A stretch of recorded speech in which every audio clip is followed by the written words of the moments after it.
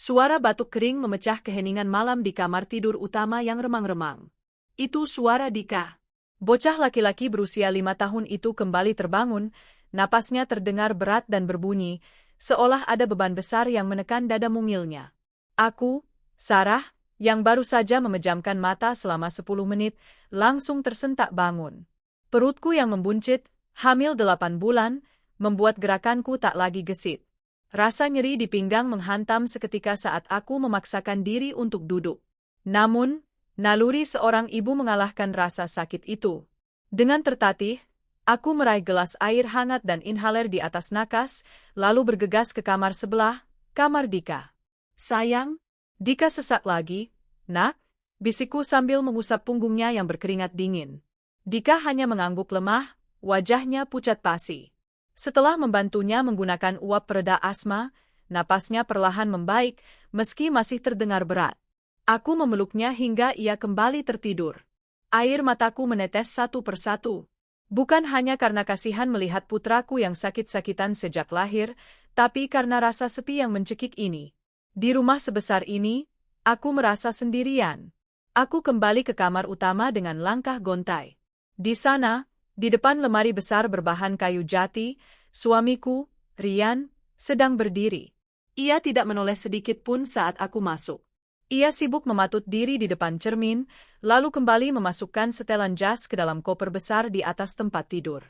Mas, panggilku pelan. Dika sesak lagi barusan. Panasnya juga naik sedikit. Rian hanya berdeham, tanpa mengalihkan pandangannya dari lipatan kemeja sutra yang ia masukkan dengan hati-hati. Kamu kasih obat, kan? Jangan lupa jadwal uapnya. Jawabannya begitu datar. Dingin. Seolah-olah Dika adalah tugas kantorku semata, bukan darah dagingnya. Obatnya sudah mau habis, Mas. Biaya terapi bulan ini juga belum dibayar. Tadi pihak rumah sakit menelepon, ujarku, mencoba menahan getaran dalam suaraku. Rian berhenti melipat baju. Ia memutar tubuhnya, menatapku dengan tatapan yang sulit kuartikan, campuran antara kebosanan dan iritasi. Uang lagi, Sarah? Bulan lalu kan sudah aku kasih jatah lebih. Kamu ini boros sekali sih. Aku kerja keras banting tulang, kamu di rumah cuma urus anak satu saja nggak becus, malah minta uang terus. Hatiku mencelos. Boros? Bagaimana bisa dia bilang aku boros? Sejak dia mulai sibuk, 2 tahun terakhir, dia memotong jatah belanja bulanan drastis. Aku bahkan tak pernah lagi membeli baju hamil baru. Baju yang kupakai ini adalah baju bekas kehamilan Dika dulu yang sudah mulai kusam warnanya. Semua uang kucurahkan untuk obat Dika dan nutrisi kehamilanku, itu pun seringkali aku harus berpuasa diam-diam agar Dika bisa makan daging. Mas, Dika itu sakit butuh biaya khusus. Dan aku juga butuh biaya untuk persiapan lahiran nanti. Kamu ingatkan bulan depan aku sudah hamil? Rian mendengus kasar. Ia menutup resleting kopernya dengan sentakan keras. Aku tahu. Makanya ini aku mau berangkat kerja. Ada proyek besar di luar kota. Di Bali. Kalau proyek ini goal, bonusnya besar. Bisa buat bayar semua rengekan kamu itu. Bali? Tanyaku. Berapa lama? Seminggu? Atau mungkin 10 hari? Tergantung kondisi di lapangan, jawabnya cepat, menghindari tatapanku. Aku melirik koper yang ia siapkan. Proyek lapangan kok bawa jas tuxedo warna putih gading itu, Mas? Itu kan jas formal sekali. Bukannya kalau proyek kamu biasanya pakai baju lapangan atau kemeja biasa? Tubuh Rian menegang sejenak. Namun, ia dengan cepat menguasai diri. Wajahnya yang tampan, wajah yang dulu membuatku jatuh cinta setengah mati, kini terlihat penuh tipu daya. Ada gala dinner. Pertemuan dengan investor asing. Harus rapi. Kamu ini kenapa sih? Curigaan terus. Bikin aku nggak tenang cari nafkah, bentaknya. Suaranya meninggi, membuatku refleks memegang perutku yang terasa kencang karena kaget. Bukan curiga, Mas. Aku cuma bertanya. Lagi pula, apa kamu nggak bisa tunda sehari saja? Temani aku cek kandungan besok. Dokter bilang posisi bayinya agak sungsang, aku takut. Sah. Rian memotong ucapanku dengan nada final. Tiket sudah dibeli. Hotel sudah dipesan. Ini demi masa depan kita. Kamu jangan manja. Kamu bisa naik taksi online, kan? Atau minta tolong tetangga. Aku harus tidur, besok pesawat pagi. Rian mematikan lampu kamar, naik ke tempat tidur, dan menarik selimut hingga menutupi kepalanya. Memunggungiku. Aku berdiri mematung di kegelapan. Air mata yang tadi kutahan akhirnya tumpah ruah. Bertahun-tahun aku mendampinginya. Dari saat ia hanya karyawan magang yang naik motor butut, hingga kini menjadi manajer dengan mobil mengkilap. Kami membangun rumah ini bata demi bata dari uang tabungan bersamaku saat aku masih bekerja dulu. Tapi sekarang, saat ia di puncak, aku merasa seperti sampah yang tersangkut di kakinya. Ada yang aneh. Firasat seorang istri tidak pernah bohong. Aroma parfum Rian berbeda belakangan ini. Lebih manis, lebih menyengat. Bukan aroma mask maskulin yang biasa kupelikan. Ponselnya pun kini dipasang sandi baru yang tidak kutahu. Dan malam ini, jas putih gading itu. Itu bukan jas untuk gala dinner bisnis. Itu jas pengantin. Aku pernah melihat model serupa di majalah pernikahan. Aku berbaring di sampingnya, tapi rasanya ada jurang pemisah ribuan kilometer di antara kami. Dalam diam, aku berdoa. Ya Tuhan, jika memang ada yang disembunyikan suamiku, bukalah mataku. Beri aku kekuatan untuk anak-anakku. Jika dia mengkhianatiku di saat aku tak berdaya ini, berikanlah aku jalan untuk menuntut keadilan. Malam itu aku tidak bisa tidur. Pikiranku melayang pada ucapan Rian minggu lalu saat ia mabuk dan mengira aku sudah tidur. Dia bergumam, aku bosan, rumah isinya cuma bau obat dan tangisan anak. Aku butuh kesenangan. Keesokan paginya, Rian berangkat terburu-buru. Ia bahkan tidak mencium kening Dika yang masih tertidur. Ia hanya melempar segepok uang 50 ribuan ke atas meja makan, jumlah yang jauh dari cukup untuk biaya hidup seminggu dengan anak sakit. Jaga rumah. Jangan keluyuran, pesannya singkat sebelum masuk ke taksi yang menjemputnya. Ia tidak membawa mobil pribadi. Katanya mobilnya masuk bengkel, padahal aku melihat mobil itu baik-baik saja di garasi kemarin sore. Setelah Rian pergi, aku menyeret tubuhku yang berat untuk membereskan kamar. Saat mengangkat bantal bekas Rian tidur, mataku menangkap secari kertas kecil yang terselip. Itu struk.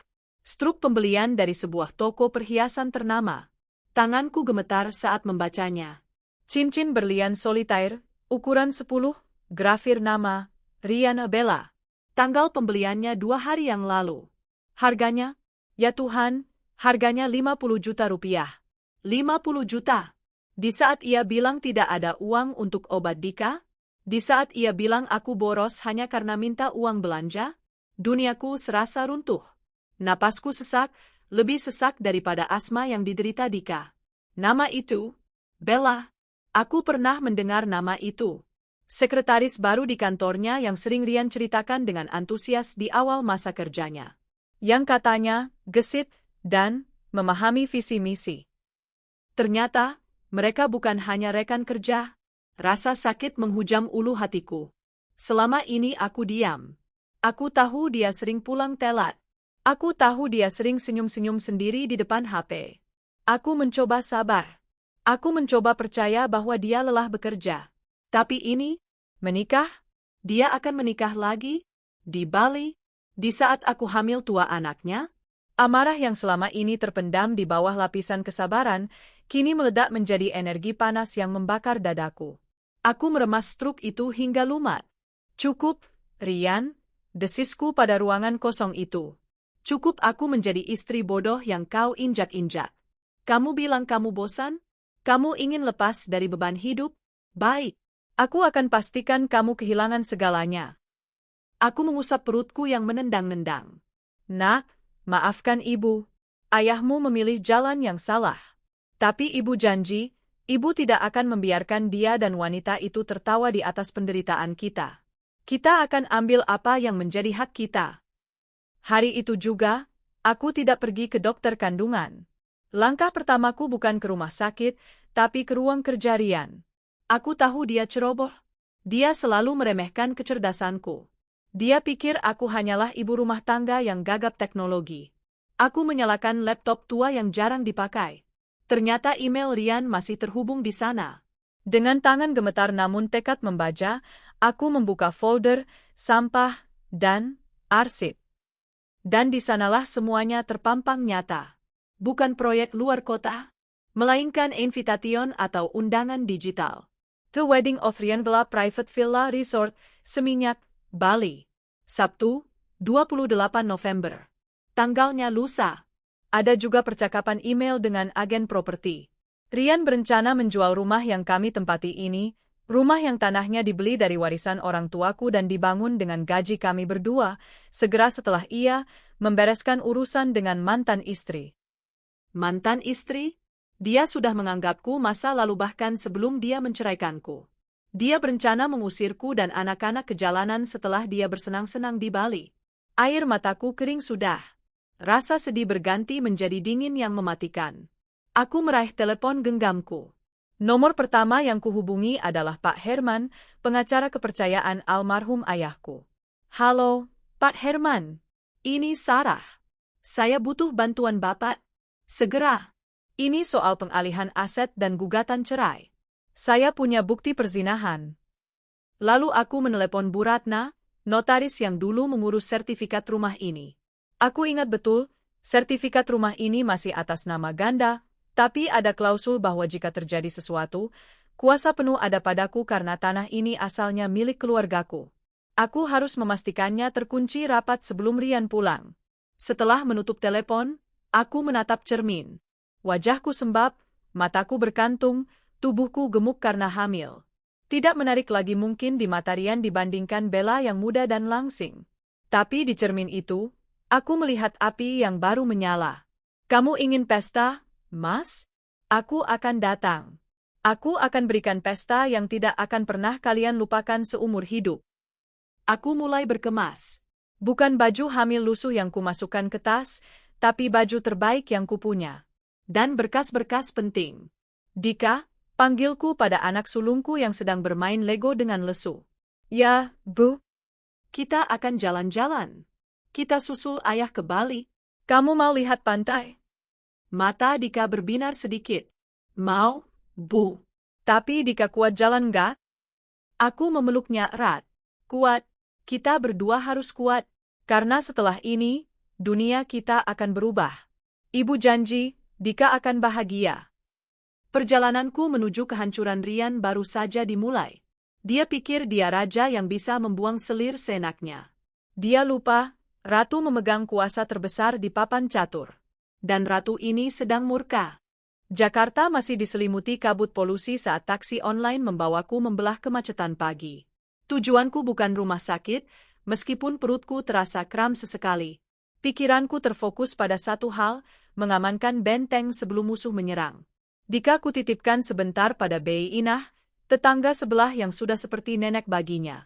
Bei Inah menatapku cemas saat aku mengantar Dika. Neng Sarah pucat sekali. Yakin mau pergi sendiri? Mas Rian mana? Tanyanya. Aku tersenyum pahit. Mas Rian sedang dinas, Bei. Saya ada urusan mendesak sebentar. Tolong jaga Dika ya, Bei. Nanti siang saya jemput. Di dalam taksi, aku kembali membuka tablet. Tanganku tak henti-hentinya menelusuri jejak digital yang ditinggalkan suamiku. Betapa bodohnya dia. Atau mungkin, betapa angkuhnya dia. Dia merasa begitu aman hingga lupa logo email pribadinya di tablet rumah yang biasanya hanya dipakai Dika menonton kartun. Aku menemukan email konfirmasi dari catering mewah di Bali. Pak KG, Royal Wedding, 300 pics. Total tagihannya 150 juta rupiah. 150 juta. Darahku mendidih mengingat bagaimana aku harus memohon-mohon padanya minggu lalu hanya untuk menebus obat Dika yang harganya 2 juta. Dia bilang, nanti dulu, kas kantor belum cair. Ternyata, uang itu ditimbun untuk pesta haram ini. Lebih parah lagi, aku menemukan bukti transfer. Rekening yang dia gunakan, itu rekening tabungan pendidikan Dika. Rekening yang kami buka bersama 5 tahun lalu, yang kami janjikan tidak akan diganggu gugat kecuali untuk kuliah Dika nanti. Isinya hampir ludes. Bajingan, umpatku pelan. Sopir taksi melirikku dari kaca spion, kaget. Maaf, Pak. Jalan saja, ujarku cepat, menyeka air mata yang hampir jatuh. Tidak. Aku tidak boleh menangis lagi. Air mata tidak akan mengembalikan uang itu. Tindakanlah yang akan menghukumnya. Taksi berhenti di depan sebuah ruko berlantai 2 di daerah Jakarta Selatan. Kantor Notaris Opat Ratna Juwita, SH. Bu Ratna menyambutku dengan wajah terkejut melihat kondisi perutku yang besar. Mbak Sarah? Ya ampun, ayo duduk. Hati-hati. Ada apa ini mendadak sekali? Pak Rian tidak ikut. Aku duduk dengan susah payah, mengeluarkan map yang sudah kusiapkan dari rumah. Bu Ratna, saya mau bicara soal sertifikat rumah di Cirendeu. Rumah yang kami tempati sekarang. Bu Ratna mengangguk, sedikit bingung. Iya, itu kan atas nama Bapak Rian dan Ibu Sarah. Hak tanggungan sudah lunas tahun lalu, kan? Benar, tapi tanahnya adalah warisan ayah saya. Dan bangunan itu, 80% biayanya dari tabungan saya sebelum menikah dan warisan ibu saya, jelasku tegas. Saya dengar, suami saya berencana menjualnya tanpa sepengetahuan saya. Mata Bu Ratna membelalak. Loh, tidak bisa sembarangan, Mbak. Harus ada tanda tangan persetujuan istri. Apalagi itu harta bersama. Dia mungkin akan memalsukan tanda tangan saya, Bu. Atau menggunakan cara licik lainnya, potongku cepat. Aku mengeluarkan bukti email percakapan Rian dengan agen properti yang kutemukan semalam. Di situ tertulis Rian bertanya, bagaimana cara jual cepat kalau istri sedang tidak ada. Bu Ratna membaca kertas itu dengan wajah merah padam. Sebagai sesama wanita, nalurinya tersentuh. Keterlaluan. Ini niat jahat, Mbak Sarah. Maka dari itu, Bu, saya ingin memblokir sertifikat itu. Saya ingin membuat akta pernyataan bahwa saya tidak pernah menyetujui penjualan aset apapun. Dan saya juga ingin berkonsultasi soal pengalihan hak. Saya punya bukti dia menggunakan uang tabungan anak untuk kepentingan pribadi yang merugikan rumah tangga. Kami menghabiskan 2 jam membahas strategi hukum. Bu Ratna bekerja cepat. Dia membuatkan akta perlindungan aset dan surat kuasa baru. Mbak Sarah, kata Bu Ratna saat aku hendak pamit. Dia menggenggam tanganku. Yang kuat ya. Kamu melakukan hal yang benar. Jangan biarkan dia mengambil atap di atas kepala anak-anakmu. Dari kantor notaris, aku meluncur ke kantor Pak Herman, pengacara senior sahabat mendiang ayah. Di sana, suasana lebih tegang. Pak Herman membaca bukti-bukti perselingkuhan, foto-foto prewedding Rian dan Bella yang kutemukan di cloud storage Rian, dengan wajah kaku. Ini sudah telak, Sarah, ujar Pak Herman dengan suara baritonnya. Pasal perzinahan, penelantaran anak, dan penggelapan harta dalam pernikahan. Kita bisa pidanakan dia. Saya tidak mau dia dipenjara dulu, Pak, jawabku dingin. Itu terlalu mudah. Dia akan merasa jadi korban. Pak Herman menatapku, alisnya terangkat. Lalu apa rencanamu? Saya ingin dia jatuh sejatuh-jatuhnya. Saya ingin dia kehilangan pekerjaannya, reputasinya, dan wanita itu. Saya ingin dia merasakan bagaimana rasanya tidak punya apa-apa, seperti yang dia rencanakan untuk saya dan Dika. Aku menyerahkan sebuah amplop coklat tebal. Tolong siapkan gugatan cerai, Pak. Masukkan semua bukti ini. Tapi jangan daftarkan dulu ke pengadilan agama hari ini. Tunggu aba-aba saya. Kapan? Senin depan. Setelah saya kembali dari Bali. Pak Herman menghela napas panjang, lalu mengangguk hormat. Kamu putri ayahmu, Sarah. Ayahmu pasti bangga melihat betapa kuatnya kamu melindungi keluargamu. Hati-hati di Bali. Jaga kandunganmu. Siangnya, aku menjemput Dika di rumah Bei Inah. Wajah Dika terlihat lebih segar setelah bermain. Ibu, tadi Dika makan sop ayam buatan Bei Inah. Enak, serunya riang. Aku tersenyum, mengelus rambutnya yang tipis. Pintar anak ibu. Sekarang, kita pulang sebentar ya. Kita harus packing. Kita jadi ke pantai, Bu. Jadi, sayang, pesawat kita berangkat nanti sore. Aku memesan tiket pesawat kelas bisnis. Bukan untuk gaya-gayaan, tapi karena kondisi hamilku yang tidak memungkinkan duduk sempit di ekonomi dan kondisi Dika yang butuh kenyamanan. Uangnya, aku menggunakan kartu kredit tambahan, supplementary card, milik Rian yang dia pikir sudah tidak aktif.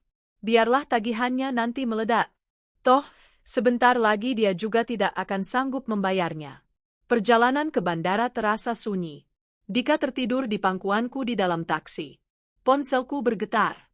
Pesan masuk dari Rian. Mas Rian, gimana di rumah? Dika aman? Aku sibuk banget di lokasi. Sinyal jelek. Jangan telepon dulu ya. Aku menatap layar itu dengan tatapan kosong. Lokasi? Maksudmu lokasi prewedding atau spa bersama pelakormu itu? Aku mengetik balasan singkat. Aman, Mas. Dika sudah tidur. Kamu kerja yang bener ya. Hati-hati. Tombol send kutekan.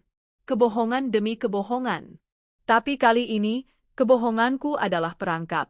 Pesawat mendarat di Bandara I Gusti Ngurah Rai saat matahari mulai terbenam. Langit Bali berwarna jingga kemerahan, indah namun terasa ironis bagi hatiku yang kelabu. Aku tidak memesan hotel mewah tempat Rian menginap.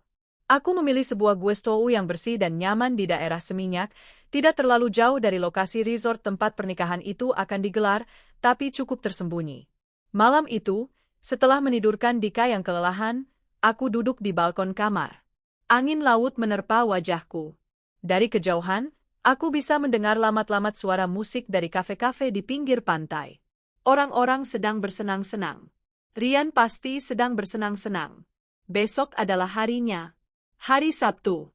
Aku membuka koperku.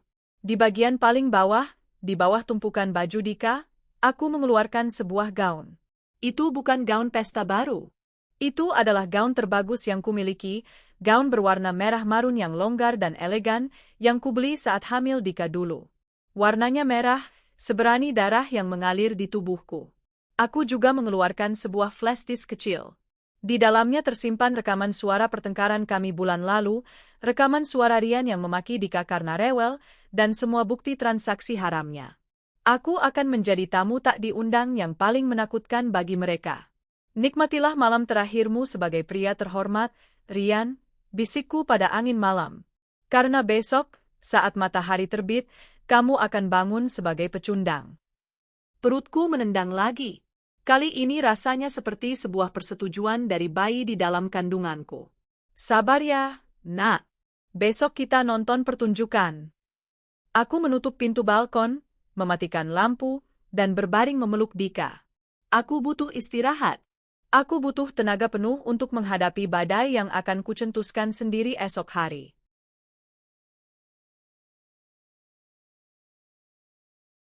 Sabtu, pukul 5 sore. Matahari di Bali sedang bersiap kembali ke peraduannya, menyisakan semburat emas keunguan yang memukau.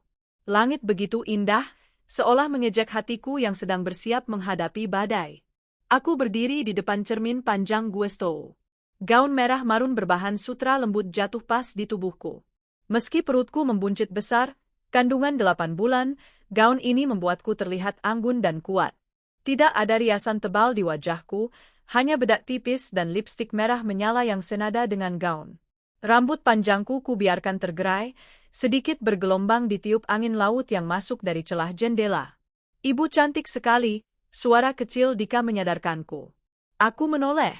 Dika duduk di tepi kasur, sudah rapi dengan kemeja putih kecil dan celana bahan hitam. Kemeja itu sedikit kebesaran di tubuhnya yang kurus, tapi ia terlihat tampan. Mirip sekali dengan Rian. Hatiku berdesir ngeri melihat kemiripan itu. Dika juga ganteng. Nak, aku berlutut di hadapannya, merapikan kerah bajunya. Dika ingat pesan ibu, kan? Dika mengangguk serius. Kalau ada orang tanya, kita cuma mau ketemu ayah. Dika nggak boleh nangis. Dika harus pegang tangan ibu terus. Pintar, aku mencium keningnya. Satu lagi. Apapun yang terjadi di sana nanti, Dika jangan takut ya. Ibu ada di sini. Ibu akan lindungi Dika. Kami berangkat menggunakan taksi online. Resort tempat pernikahan itu digelar adalah salah satu yang termewah di Seminyak. Namanya saja sudah membuat dompet bergetar, The Royal Ocean View. Sewa tempatnya saja mungkin setara dengan gaji Rian setahun penuh. Taksi berhenti di depan gerbang utama yang dijaga ketat. 2 orang petugas keamanan berseragam safari menghadang kami. Maaf, Bu. Ini acara tertutup. Private Wedding Rian Bella. Boleh lihat undangannya? Tanya salah satu petugas dengan sopan namun tegas.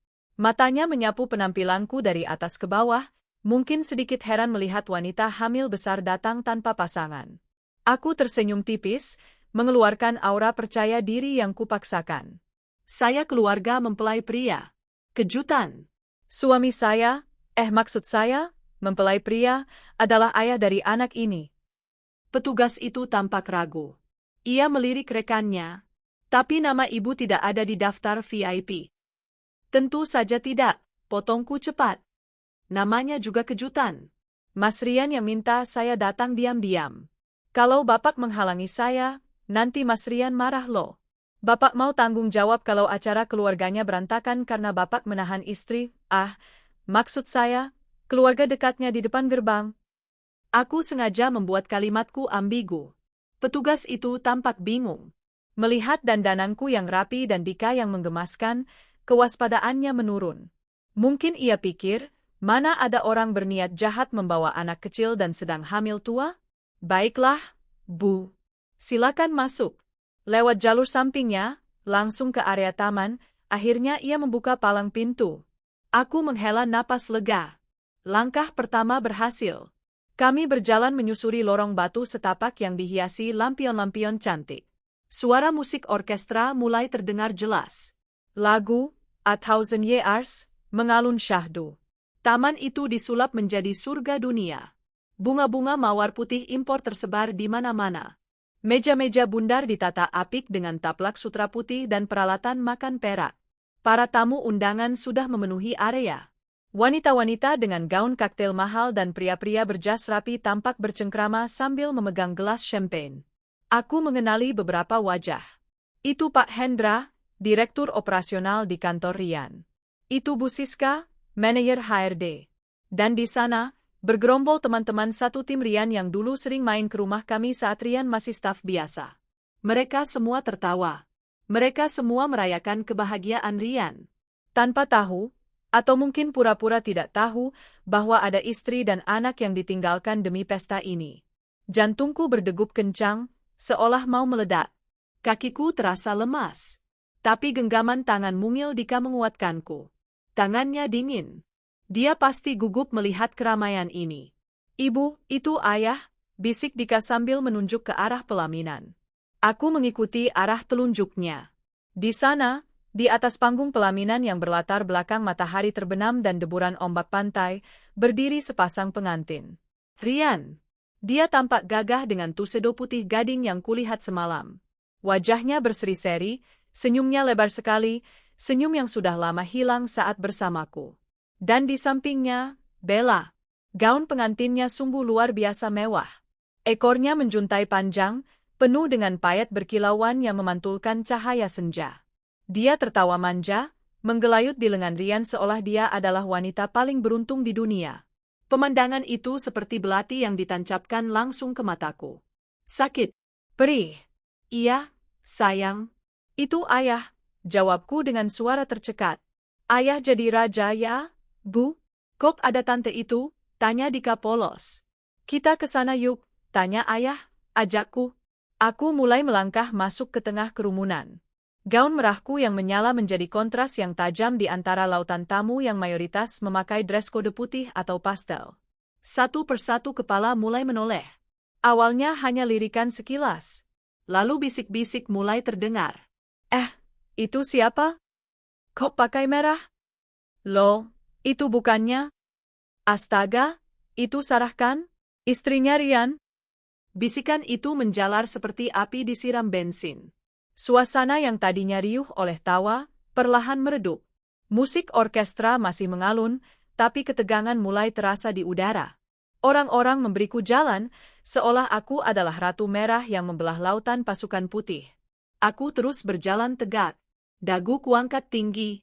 Jangan sampai ada satu tetes pun air mata yang jatuh sekarang. Nanti, Sarah.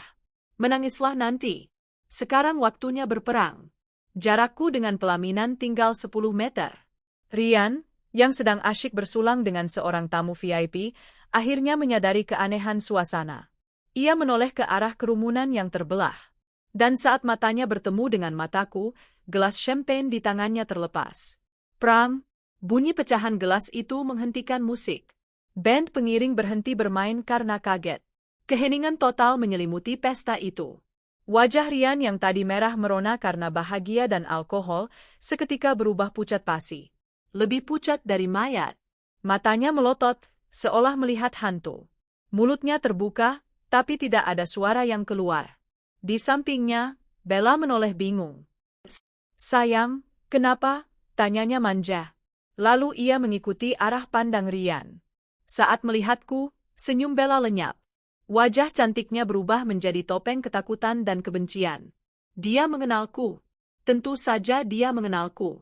Dia pernah datang ke rumah kami 2 kali dengan alasan mengantar berkas kantor, dan aku menyuguhkannya teh hangat dengan ramah. "Mas Rian?" panggilku. Suaraku tidak keras, tapi di keheningan itu, suaraku terdengar seperti petir. Rian gemetar. Sarah? Kamu kenapa kamu?" Aku tidak berhenti. Aku menuntun Dika menaiki tangga pelaminan yang pendek. Beberapa wedding organizer, WO, mencoba mendekat, hendak menghalangiku. "Maaf, Bu. Ibu tidak boleh." Seorang kru WO dengan ARPC mencoba menahan lenganku. Aku menepisnya kasar. "Jangan sentuh saya. Saya istri sah pria ini. Kamu mau saya tuntut karena menghalangi istri menemui suaminya?" Kru WO itu mundur, ketakutan melihat kilatan amarah di mataku. Aku sampai di atas panggung. Kini aku berdiri berhadapan langsung dengan mereka. Jarak kami hanya 1 meter. Rian mundur selangkah, hampir menabrak kursi pelaminan. Bella mencengkeram lengan Rian erat-erat, kukunya yang panjang menancap di jas mahal itu. "Ayah?" cicit Dika pelan. Dia ketakutan melihat wajah ayahnya yang menyeramkan. Rian menatap Dika dengan tatapan horor. "Dika, kenapa dibawa ke sini?" desisnya. Bukan rindu, tapi marah. Aku tertawa kecil. Tawa yang hambar. "Kenapa, Mas? Kamu kaget? Bukannya kamu bilang sedang ada proyek besar? Aku cuma mau memastikan proyekmu berjalan lancar. Ternyata proyeknya luar biasa ya. Membangun rumah tangga baru di atas reruntuhan rumah tanggamu yang lama." Tamu-tamu di bawah sana mulai riuh. Kamera-kamera ponsel mulai terarah pada kami. Live streaming skandal abad ini. Rian mendesis tajam, matanya melirik panik ke arah tamu-tamu pentingnya.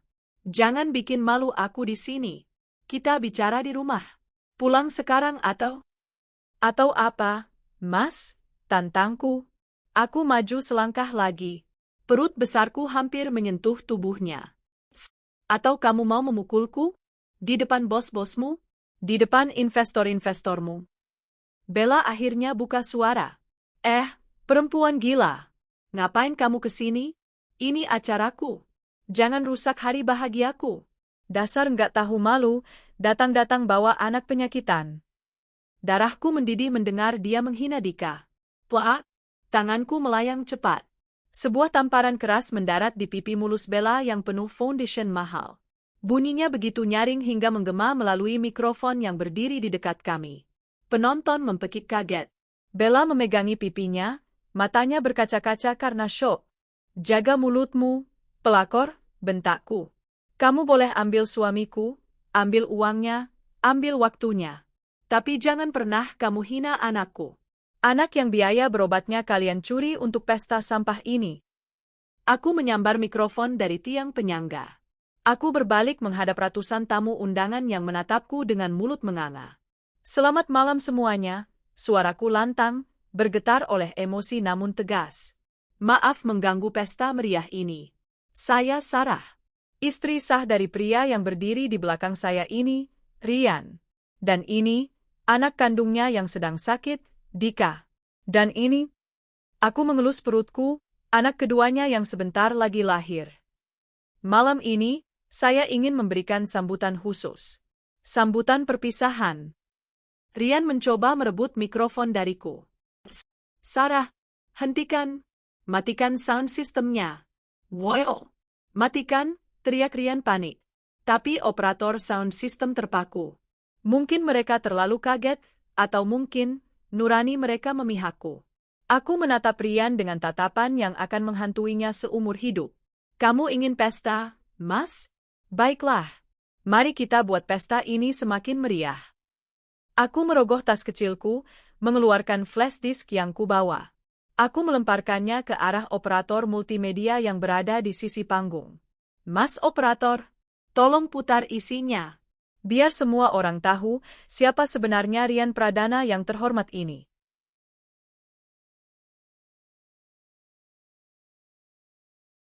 Hening. Seluruh penjuru taman mewah itu seakan menahan napas. Semua mata tertuju pada operator multimedia yang memegang flash disk dariku dengan tangan gemetar. Ia menatapku, lalu menatap Rian yang berwajah merah padam. Jangan diputar. Saya bayar kamu 2 kali lipat, teriak Rian, suaranya pecah di tengah kepanikan. Aku menoleh pada operator itu, tatapanku lurus dan tajam. Putar, atau saya laporkan kamu sebagai kaki tangan penipuan rumah tangga. Ini bukti hukum. Ancaman itu berhasil. Atau mungkin, rasa ingin tahu lebih kuat dari rasa takutnya.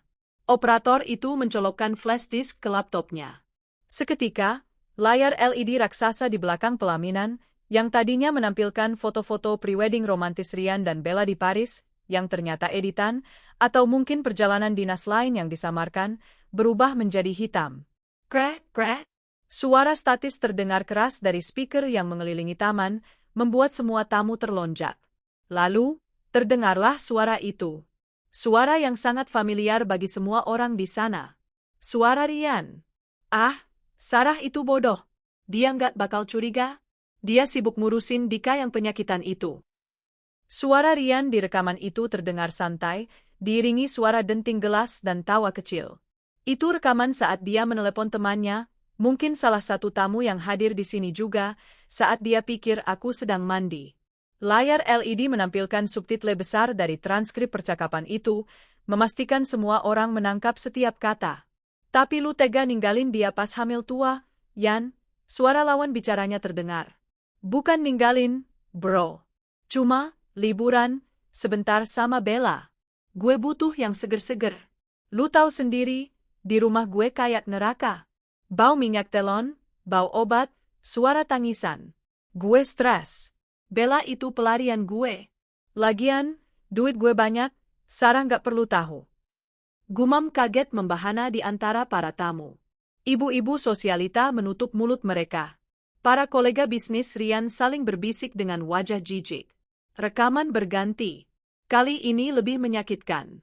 Dika butuh terapi lagi? Alah, buang-buang duit aja. Anak itu emang produk gagal. Lemah. Harusnya dulu nggak usah dipertahanin. Itu suara Rian saat kami bertengkar di kamar 2 bulan lalu. Aku merekamnya diam-diam karena aku sudah mulai merasa takut dengan temperamennya. Dika, yang berdiri di sampingku sambil memeluk kakiku, mendongak. Matanya yang polos berkaca-kaca. Ibu, ayah bilang Dika produk gagal? Dika salah apa? Pertanyaan polos itu terdengar melalui mikrofon yang masih kupegang, menggema ke seluruh penjuru taman, menghantam hati nurani siapa saja yang mendengarnya. Aku berlutut, memeluk Dika erat, membiarkan air mataku menetes di bahunya. Enggak, sayang. Dika anak hebat. Ayah yang salah. Ayah yang gagal jadi ayah. Bella, yang sejak tadi terpaku, kini menjerit histeris. Matikan. Matikan. Ini fitnah. Itu editan. Tapi layar LED kini menampilkan bukti visual. Foto-foto screenshot bukti transfer. Transfer ke toko perhiasan, 50 juta rupiah, cincin Bella. Transfer ke klinik tumbuh kembang Dika, gagal, saldo tidak cukup. Transfer booking gedung wedding, 75 juta rupiah. Terdengar suara, panjang dari arah tamu undangan. Gila lu, Yan? Teriak salah satu teman kantornya dari bawah panggung. Anak lu sakit nggak dibayarin, lu malah pesta pora di sini? Bangsat lu. Wajah Rian sudah bukan pucat lagi, tapi abu-abu. Ia seperti orang yang kehilangan tulang punggungnya. Ia merosot duduk di kursi pelaminan, menatap kosong ke arah layar yang terus memuntahkan dosa-dosanya. Pak Hendra, bos besar Rian, berjalan maju mendekati panggung. Wajahnya merah padam menahan murka. Dia dikenal sebagai family man yang sangat menghargai nilai keluarga. Rian, panggil Pak Hendra lantang tanpa mikrofon. Saya kecewa sekali sama kamu. Kamu bilang kamu cuti karena ibumu sakit keras. Ternyata, ini kelakuanmu. Rian tergagap. Pak Hendra, ini salah paham. Tidak ada salah paham. Besok Senin, jangan harap kamu masih punya meja di kantor saya. Saya pecat. Dan saya pastikan tidak ada perusahaan di industri ini yang mau terima orang cacat moral seperti kamu. Vonis itu jatuh bagai palu godam. Dipecat. Karir yang dibangunnya dengan menjilat sana-sini, hancur dalam hitungan detik. Bella yang mendengar kata, pecat, langsung histeris. Dia mengguncang bahu Rian. Mas, kok kamu diam aja? Lawan dong. Jelasin ke bos kamu. Kita butuh duit buat bayar sisa catering. Rian menepis tangan Bella kasar. Diam kamu. Ini semua gara-gara kamu yang maksa pesta mewah. Kok aku? Kamu yang janjin aku jadi ratu. Mereka mulai bertengkar di atas pelaminan, saling menyalahkan, mempertontonkan aib mereka sendiri. Gaun indah dan jas mahal itu kini tak lebih dari kostum badut yang menyedihkan. Aku berdiri lagi, mengambil napas panjang. Bagian terpenting belum kusampaikan. Cukup, teriakku, menghentikan pertengkaran memalukan itu. Aku berjalan mendekati Rian yang masih terduduk lemas. Aku mengeluarkan sebuah amplop tebal berwarna coklat dari tasku. Mas, berdirilah, perintahku dingin. Rian mendongak, matanya memerah basah. Ada kilatan penyesalan di sana, tapi sudah terlambat. Sarah, maafin aku Vilaf. Simpan maafmu buat Tuhan, Mas. Aku sudah selesai mendengarnya. Aku menyodorkan amplop itu ke dadanya. Ini kado pernikahan dariku. Spesial. Dengan tangan gemetar, Rian membuka amplop itu. Lembar demi lembar ia tarik keluar. Pertama, surat gugatan cerai. Sudah ditandatangani di atas materai. Kedua, salinan akta notaris terbaru. Mata Rian membelalak saat membaca dokumen kedua. Ini apa? Pengalihan hak? Betul, jawabku tenang, suaraku terdengar jelas oleh semua orang. Sertifikat rumah di Cirendeu. Rumah yang kamu rencanakan untuk dijual demi membiayai gaya hidup barumu ini. Maaf mengecewakanmu, Mas. Tapi rumah itu sekarang 100% milikku dan anak-anak. Secara hukum. Kamu nggak bisa? Bisa. Karena tanahnya warisan ayahku. Dan kamu bodoh, Mas. Kamu lupa pernah menandatangani surat kuasa mutlak saat kita akad kredit dulu, jaga-jaga kalau kamu berhalangan. Dan bagiku, pengkhianatanmu ini adalah halangan permanen. Bella merebut kertas itu. Maksudnya apa? Rumah itu jadi milik dia? Terus kita tinggal di mana, Mas? Katanya kita mau tinggal di sana setelah dia kamu usir. Ucapan Bella semakin membuka borok mereka. Para tamu semakin riuh mencemooh. Kalian tinggal di mana? Aku tersenyum miring. Terserah. Di kolong jembatan pun aku tak peduli. Yang jelas, detik ini juga, kunci rumah sudah diganti. Barang-barangmu sudah kubuang ke tempat sampah di depan pagar. Jangan pernah injakkan kakimu di rumahku lagi. Aku berbalik, menatap para tamu undangan. Bapak-bapak, ibu-ibu, silakan dinikmati hidangannya. Tenang saja, makanannya halal. Tapi maaf, pengantinnya haram. Aku menarik tangan Dika. Ayo, nak. Kita pulang. Di sini udaranya kotor. Kami menuruni panggung dengan langkah tegap. Kerumunan tamu membelah, memberi jalan bagi kami layaknya pahlawan yang baru menang perang. Tidak ada yang berani menatap mataku, mereka menunduk, mungkin merasa bersalah telah menjadi bagian dari pesta penuh dosa ini. Di belakangku, kekacauan pecah. Pihak catering dan venue mulai menagih pelunasan pembayaran kepada Rian yang sedang shock. Bella menangis meraung-raung di lantai pelaminan, gaunnya kotor terinjak-injak. Mas Rian, bayar sisa sewanya sekarang. Atau kami panggil polisi, teriak manajer gedung. Saya nggak punya uang, kartu saya diblokir. Rintih Rian. Aku tidak menoleh lagi. Aku terus berjalan keluar gerbang resort, menembus malam Bali yang hangat. Di luar, Taksi online yang kupesan sudah menunggu. Saat masuk ke dalam mobil, pertahananku akhirnya runtuh. Tubuhku gemetar hebat. Air mata yang kutahan sejak tadi tumpah deras. Bukan air mata sedih, tapi air mata pelepasan. Beban berat di dadaku terangkat sudah. Ibu? Ibu kenapa nangis? Dika bertanya cemas. Aku memeluk Dika dan mengusap perutku. Ibu nangis karena lega. Nak, kita bebas. Kita sudah bebas dari monster itu. Malam itu, di kamar Guestou yang sederhana, aku tidur nyenyak untuk pertama kalinya dalam berbulan-bulan. Tanpa Rian. Tanpa kebohongan. Hanya aku, anak-anakku, dan masa depan baru yang menanti kami. Sementara itu, nun jauh di sana, pesta mewah itu berubah menjadi neraka dunia bagi Rian dan Bella. Dan itu, baru permulaan dari kehancuran mereka. 2 hari setelah insiden di Bali, suasana di kompleks perumahan kami di Cirendeu terlihat tenang.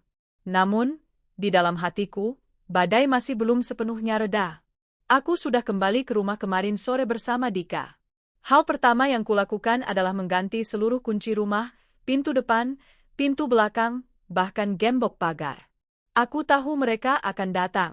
Mereka tidak punya tempat lain. Dan benar saja. Pukul 10 pagi, sebuah taksi biru berhenti di depan pagar rumahku. Taksi itu terlihat tua, bukan jenis taksi premium yang biasa dinaiki Bella di story Instagramnya. Dari balik jendela ruang tamu yang tertutup tirai tipis, aku mengawasi. Pintu taksi terbuka. Rian keluar lebih dulu. Penampilannya sungguh menyedihkan. Kemeja Hawaiinya kusut, wajahnya kusam dipenuhi brewok yang tak terurus. Di belakangnya, Bella menyusul dengan wajah ditekuk. Dia menyeret koper besar dengan susah payah. Tidak ada lagi gaya angkuh seperti di pesta itu. Mereka terlihat seperti turis yang kehabisan ongkos, yang mana memang kenyataannya. Rian berjalan menuju pagar, mencoba membukanya. Klek, klek. Tentu saja tidak bisa. Gembok baja seharga Rp500.000 terpasang kokoh di sana. Sialan, umpat Rian. Dia mulai mengguncang-guncang pagar besi itu. Sarah, buka pintunya. Aku tahu kamu di dalam. Jangan main-main ya. Suaranya yang keras memecah keheningan pagi. Beberapa tetangga mulai keluar dari rumah mereka, berpura-pura menyiram tanaman atau menyapu halaman, padahal jelas ingin menonton drama gratis ini. Gosip tentang kejadian di Bali rupanya sudah menyebar, berkat kecanggihan media sosial dan grup WhatsApp ibu-ibu kompleks. Sarah, keluar kamu. Ini rumahku, teriak Rian lagi, kali ini lebih histeris. Dia memukul-mukul besi pagar. Aku menarik napas panjang. Bei Inah, tolong jaga Dika di kamar belakang. Pasang headphone-nya, biar dia nonton kartun. Jangan sampai dia dengar keributan di depan, perintahku pada asisten rumah tangga setiaku yang baru saja kupanggil kembali bekerja setelah sempat diberhentikan Rian sepihak bulan lalu. Baik, Neng. Neng Sarah hati-hati ya, ujar Bei Inah cemas. Aku mengangguk. Aku merapikan daster hamilku, lalu memakai cardigan panjang agar terlihat lebih sopan. Aku berjalan keluar, bukan dengan ketakutan, melainkan dengan ketenangan seorang pemilik tahta. Saat aku membuka pintu utama dan melangkah ke teras, teriakan Rian terhenti sejenak. Dia menatapku dengan mata merah menyala. Bagus. Akhirnya keluar juga Tuan Putri, sindir Rian. Cepat buka gembotnya. Kami capek.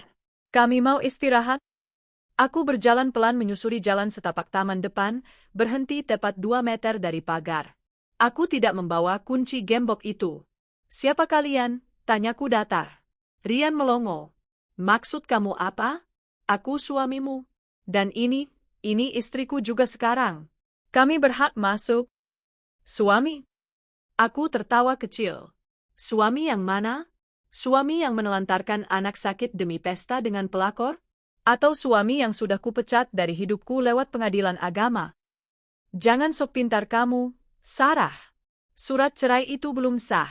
Ketuk palu belum ada.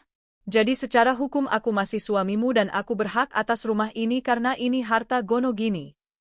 Rian berargumen, mencoba menggunakan sisa-sisa wibawanya yang sudah runtuh. Bella ikut menimpali, suaranya cempreng dan menyebalkan. Heh, perempuan kampung. Jangan belagu ya. Mas Rian itu yang bayar cicilan rumah ini. Kamu cuma numpang beranak doang. Minggir. Aku mau masuk, mau mandi. Badanku lengket semua naik taksi jelek itu. Aku menatap Bella jijik. Taksi jelek? Biasakan dirimu, Bella. Mulai sekarang mungkin kamu harus jalan kaki. Aku memberi isyarat tangan. Dari pos Satpam Kompleks, 2 orang petugas keamanan berseragam lengkap datang berlari kecil menghampiri kami. Dan di belakang mereka, ada seorang polisi berseragam, Pak Asep, kenalan Pak Herman yang kuminta bantuan untuk berjaga hari ini. Wajah Rian pucat melihat polisi. Ini ada apa? Kenapa ada polisi? Pak Asep berdiri tegap di sampingku. Selamat pagi. Ada keributan apa ini? Pak Polisi, seru Rian, mencoba memutarbalikkan fakta. Tangkap wanita ini, Pak. Dia menahan properti saya. Dia mengunci saya di luar rumah saya sendiri. Ini KDRT, Pak. Penelantaran suami. Pak Asep menatap Rian datar. Boleh saya lihat sertifikat kepemilikan rumah atas nama Bapak? Rian tergagap. Ya ada di dalam. Di brankas. Makanya suruh dia buka. Aku tersenyum miring. Aku mengeluarkan map yang kubawa. Ini sertifikat aslinya, Pak. Atas nama Sarah Amalia. Sudah dibalik nama secara sah 2 hari yang lalu berdasarkan surat kuasa mutlak yang ditandatangani Saudara Rian Pradana 3 tahun lalu. Pak Asep memeriksa dokumen itu, lalu mengangguk. Dokumen ini sah.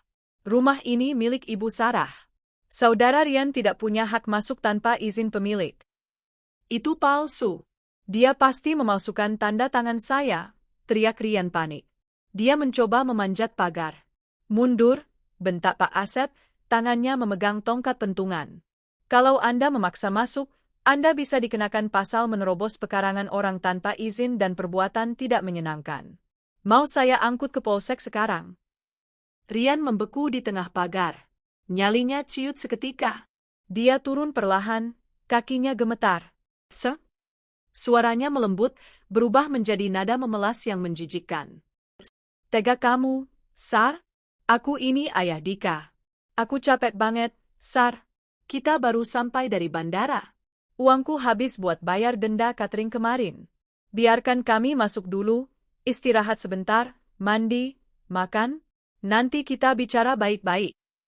Makan? Tanyaku sinis. Kamu ingat saat Dika kelaparan dan minta daging, tapi aku cuma bisa kasih dia bubur kecap karena uang belanja kamu potong? Kamu ingat saat aku minta uang buat beli susu hamil, kamu bilang, minum air putih aja?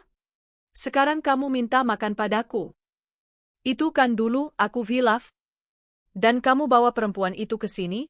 Telunjukku mengarah ke Bella yang kini berdiri gelisah di belakang Rian. Kamu mau bawa dia tidur di kamar yang kusiapkan untuk anak keduamu nanti? Otakmu di mana, Rian? Terus kami harus kemana? Rian mulai menangis. Air mata buaya. Kartu kreditku diblokir kantor. Dompetku kosong. Kami nggak punya tempat tinggal, Sarah. Itu bukan urusanku. Aku menoleh ke arah garasi yang pintunya terbuka sedikit. Di sana, sudah bertumpuk 3 koper besar dan beberapa kardus mie instan. Pak Satpam, tolong bantu keluarkan sampah itu, pintaku. 2 satpam itu dengan sigap mengangkut koper-koper dan kardus itu, lalu melemparkannya melewati pagar yang tingginya 2 meter. Bruk! Gedebuk! Koper-koper itu mendarat di aspal panas dengan bunyi keras. Salah satu koper terbuka, menghamburkan baju-baju Rian, kemeja kerja, celana dalam, dasi, ke jalanan yang berdebu. Itu barang-barangmu. Baju, dokumen pribadi, ijazah, semuanya sudah kumasukkan. Oh ya, mobilmu sudah ditarik leasing tadi pagi karena ternyata kamu nunggak 3 bulan, kan? Jadi kamu nggak perlu cari kuncinya. Wajah Rian hancur. Benar-benar hancur. Harga dirinya diinjak-injak di depan umum, di depan tetangga yang kini terang-terangan merekam kejadian itu dengan HP mereka. Bella menjerit melihat koleksi tas branded, yang ternyata KW, miliknya ikut terlempar keluar dari salah satu kardus. Tas gua? Heh, rusak tas gua? Dia memunguti tas-tas itu sambil memaki-maki. Mas, lakukan sesuatu dong. Masa kita diusir kayak kucing kurap gini? Kamu bilang kamu kaya. Kamu bilang rumah ini punya kamu. Penipu kamu, Mas. Kini Bella malah menyerang Rian. Dia memukul dada Rian dengan tas tangannya. Gara-gara kamu aku jadi gelandangan. Tahu gini aku nggak mau nikah sama kamu. Masih banyak cowok lain yang ngantri. Diam kamu. Rian mendorong Bella hingga terjengkang ke aspal. Ini semua gara-gara kamu yang boros. Kamu yang minta pesta mewah. Coba kalau kita nikah diam-diam aja, Sarah nggak bakal tahu. Oh, jadi penyesalanmu cuma karena ketahuan, potongku tajam. Bukan karena mengkhianati anak istri. Rian menoleh padaku, tatapannya kini penuh kebencian. Awas kamu, Sarah. Kamu pikir kamu bisa menang? Aku bakal bangkit lagi. Aku bakal tuntut kamu. Kamu bakal nyesel nyanyain aku. Silakan, Mas. Aku tunggu. Tapi sebelum itu, saran aku, pungut dulu celana dalammu itu. Malu dilihat Bu RT. Gelak tawa terdengar dari arah rumah tetangga. Wajah Rian merah padam menahan malu yang tak tertahankan. Dengan gerakan kasar, dia memunguti baju-bajunya asal-asalan, memasukkannya kembali ke koper yang sudah penyok. Ayo, bentak Rian pada Bella. Mau kemana? Aku nggak mau jalan kaki, rengek Bella. Ke kontrakan teman gue. Atau ke kolong jembatan. Terserah. Yang penting pergi dari sini. Rian menyeret kopernya, berjalan terseok-seok menjauhi rumah megah yang dulu adalah istananya. Bella, dengan air mata luntur yang membuat maskaranya belepotan hitam di pipi, terpaksa mengikuti sambil menyeret koper rodanya yang patah satu. Bunyi groda-groda roda koper yang rusak mengiringi kepergian mereka, menjadi musik pengiring kekalahan yang sempurna. Aku berdiri di sana sampai bayangan mereka menghilang di tikungan jalan. Pak Asep mendekat. Sudah aman, Bu. Kalau mereka balik lagi, langsung telepon saya. Terima kasih banyak, Pak. Aku berbalik menatap rumahku. Rumah ini terasa lebih besar sekarang. Lebih lega. Udaranya lebih segar tanpa kehadiran pengkhianat. Aku masuk ke dalam, menutup pintu, dan menguncinya rapat. Bei Inah, panggilku. Ya, Neng. Bei Inah muncul dengan mata berkaca-kaca. Hebat Neng Sarah. Bibi bangga. Tolong buatkan teh manis hangat ya, Bei. Terus kita masak enak. Dika mau makan apa?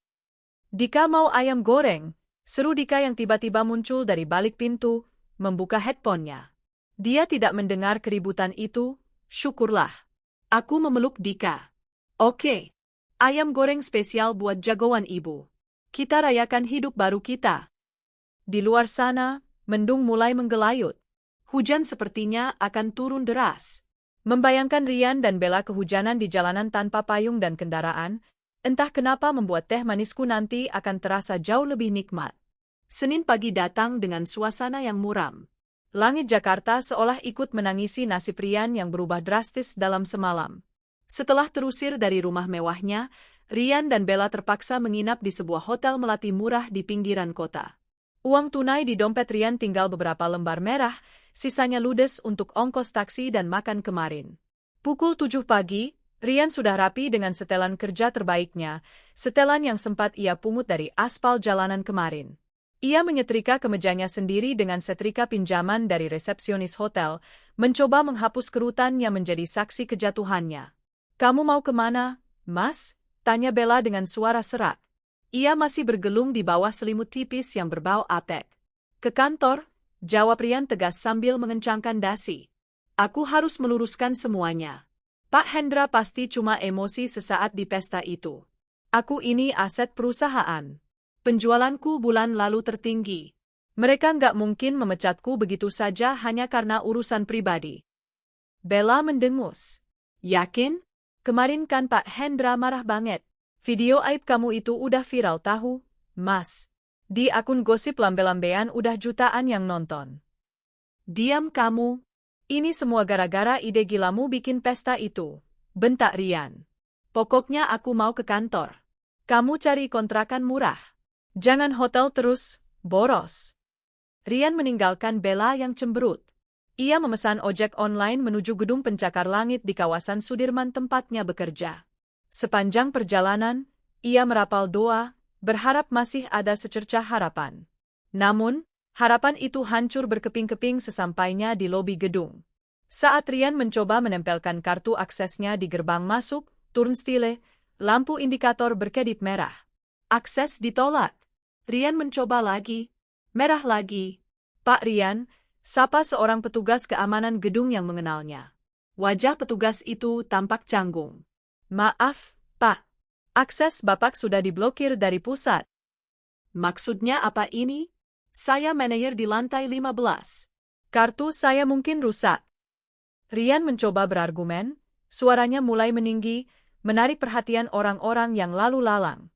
Tiba-tiba, dari arah lift, muncul Bu Siska, manajer HRD, ditemani 2 orang staf keamanan kantor. Salah satu staf membawa sebuah kardus besar berisi barang-barang. Rian, panggil Bu Siska dingin. Tidak ada senyum ramah seperti biasa. Bu Siska, syukurlah ibu datang. Ini kartu saya rusak, saya nggak bisa masuk. Saya mau ketemu Pak Hendra, ujar Rian memelas. Bu Siska menggeleng pelan. Ia memberi isyarat pada stafnya untuk menyerahkan kardus itu pada Rian. Kamu tidak perlu naik ke atas lagi, Rian. Ini barang-barang pribadimu. Foto, piala penghargaan, semuanya sudah kami kemasi. Rian menerima kardus itu dengan tangan gemetar. Tapi Bu, kenapa? Saya belum dapat surat peringatan. Saya belum. Surat pemutusan hubungan kerja, PHK, sudah kami kirimkan via email dan pos ke alamat rumahmu. Ah, maaf, alamat mantan istrimu, potong Bu Siska tajam. Alasannya jelas, pelanggaran berat kode etik perusahaan. Kamu mencemarkan nama baik perusahaan karena video viral itu. Klien-klien besar kita membatalkan kontrak karena tidak mau bekerja sama dengan maaf, penipu rumah tangga. Perusahaan rugi miliaran karena skandalmu. Rian lemas. Lututnya goyah. Bu, tolong saya punya hutang banyak, istri baru saya butuh makan. Itu konsekuensi pilihanmu, Rian. Kamu yang menanam, kamu yang menuai. Oh ya, pesangon tidak ada, karena kamu dipecat dengan tidak hormat akibat kerugian yang kamu timbulkan. Justru tim legal sedang mengkaji apakah kami perlu menuntut ganti rugi padamu. Bu Siska berbalik badan. Satpam, tolong pastikan Bapak ini meninggalkan area gedung. Jangan biarkan dia membuat keributan. Diusir. Lagi. Rian berjalan gontai keluar gedung sambil memeluk kardus berisi sisa kejayaannya. Matahari Sudirman terasa membakar kulit, tapi hatinya beku. Ia duduk di trotoar, di samping tukang kopi keliling, menatap gedung tinggi yang dulu ia banggakan. Ponselnya bergetar. Notifikasi dari bank. Pemberitahuan, kartu kredit Anda X1234 telah dinonaktifkan permanen. Pemberitahuan, tagihan KTA, kredit tanpa agunan, Anda jatuh tempo hari ini. Mohon segera lunasi. Rian mengecek saldo rekening utamanya. Angkanya membuat ia ingin muntah, Rp1.500.000. Hanya itu yang tersisa. Gaji bulan ini tidak akan cair. Pesangon tidak ada. Dan dia punya istri baru yang gaya hidupnya selangit. Siangnya, Rian bertemu Bella di sebuah warung makan Tegal, warteg. Bella menatap kardus yang dibawa Rian dengan horor. Mas, kamu beneran dipecat? Rian hanya mengangguk lemah sambil mengaduk es teh manisnya. Terus kita makan apa dong besok? Aku butuh beli skincare. Krim malamku habis, pekit Bella tak tahu diri. Skincare? Rian menggebrak meja, membuat pengunjung warteg lain kaget. Otakmu isinya cuma skincare? Kita ini mau jadi gelandangan, Bella. Duitku tinggal 1,5 juta. Itu cuma cukup buat bayar kontrakan petak sebulan sama makan nasi kerupuk. Bella cemberut, air matanya mulai menetes. Kamu jahat. Kamu dulu janjiin aku kemewahan. Tahu gini aku nggak mau ninggalin om-om yang dulu deketin aku. Oh, jadi kamu nyesel? Rian menatap tajam. Ya sudah, pergi sana. Cari om-om itu. Lihat apa dia mau mungut barang bekas kayak kamu yang udah viral sebagai pelakor? Bella terdiam. Dia tahu Rian benar. Reputasinya sudah hancur. Tidak ada pria kaya yang mau mendekatinya sekarang setelah semua aibnya terbongkar. Dia terjebak bersama Rian. Sore harinya, Mereka akhirnya menemukan tempat tinggal yang sesuai dengan budget mereka yang menyedihkan. Sebuah kontrakan petak di gang sempit yang dikenal dengan nama Gang Senggol. Lingkungannya jauh dari kata nyaman. Jalan masuknya hanya cukup untuk satu motor, becek dan berbau got yang menyengat. Anak-anak kecil berlarian tanpa alas kaki, berteriak-teriak kasar. Ibu-ibu berdaster duduk bergerombol di depan pintu sambil mencari kutu, menatap sini saat Rian dan Bella lewat menyeret koper. "Ini tempatnya, Bang," ujar pemilik kontrakan, seorang bapak tua bergigi ompong, sambil membuka pintu kayu yang catnya sudah mengelupas. Kamar itu hanya berukuran 3x4 meter. Dindingnya lembab dan berjamur. Tidak ada AC, hanya kipas angin tua yang berdebu di langit-langit. Kamar mandinya ada di dalam, tapi pintunya hanya setengah badan dan gayungnya sudah berlumut. Kamar mandi barengan airnya sama tetangga sebelah ya, kadang macet kalau sore, tambah si bapak. Bella menutup hidungnya dengan sapu tangan. "Mas, bau banget." "Apet? Aku nggak bisa napas." "Adanya ini, Bel. Harganya 700.000 sebulan. Sisa duit kita harus dihemat buat makan," jawab Rian pasrah. Mereka meletakkan koper di lantai ubin yang dingin. Tidak ada kasur spring bed empuk. Hanya selembar kasur busa tipis yang disediakan pemilik kontrakan, yang sepertinya sudah ditiduri ratusan orang sebelumnya. Malam pertama di kontrakan itu adalah neraka. Udara panas Jakarta terasa memanggang kulit. Nyamuk-nyamuk beterbangan dengan ganas, seolah menyambut mangsa baru yang darahnya masih manis. Suara pertengkaran tetangga di balik tembok tipis terdengar jelas. "Mas, panas?" rengek Bella sambil mengipas-ngipas lehernya yang berkeringat. "Beliin AC portable dong." "Duit dari mana?" sentak Rian yang sedang berbaring menatap langit-langit retak. Pikirannya melayang ke kamar tidur utamanya di rumah Sarah. Kamar yang sejuk dengan AC sentral, wangi aromaterapi lavender yang biasa dipasang Sarah, dan kasur empuk yang nyaman. Dulu, Sarah selalu memijat kakinya sepulang kerja, menyiapkan air hangat, dan membuatkannya teh jahe. Sekarang, yang ada di sampingnya hanya Bella yang terus mengeluh, menuntut, dan tidak bisa melakukan apa-apa. "Mas, lapar. Pesen GoFood dong, martabak Toblerone," rengek Bella lagi. "Makan mie instan itu. Ada di kardus," tunjuk Rian kasar. "Aku nggak bisa masak. Kompornya aja kompor minyak tanah karatan gitu, aku takut meledak." Rian bangkit dengan frustrasi. Dia mengambil panci penyok, mengisinya dengan air keran, dan merebus mie instan dengan wajah penuh amarah. Saat mereka makan dalam diam di lantai beralaskan koran, Rian menatap Bella. Wajah wanita itu tanpa makeup terlihat biasa saja, bahkan terlihat tua karena cemberut.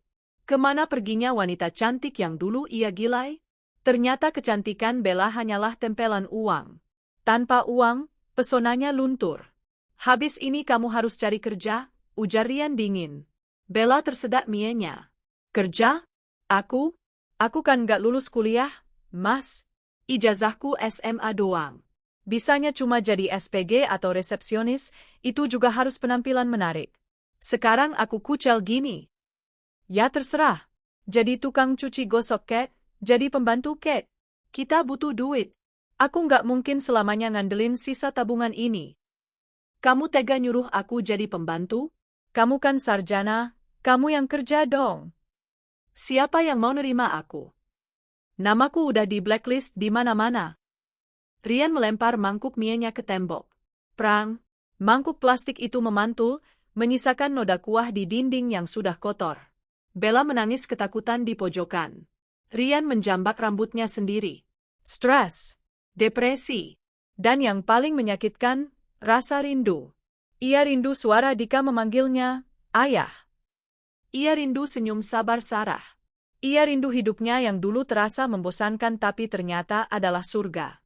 Di tengah malam yang sunyi, di antara suara dengkuran tetangga dan tangisan Bella yang akhirnya tertidur karena kelelahan, Rian menangis tanpa suara. Air matanya jatuh membasahi bantal apek itu. "Serah, aku salah," bisiknya lirih. Tapi penyesalan itu tidak mengubah fakta bahwa besok pagi, dia harus bangun dan menghadapi kenyataan. Menjadi pengangguran di ibu kota yang kejam, dengan istri manja yang menjadi beban, dan tanpa tempat untuk pulang. Karma baru saja memulai hidangan pembukanya.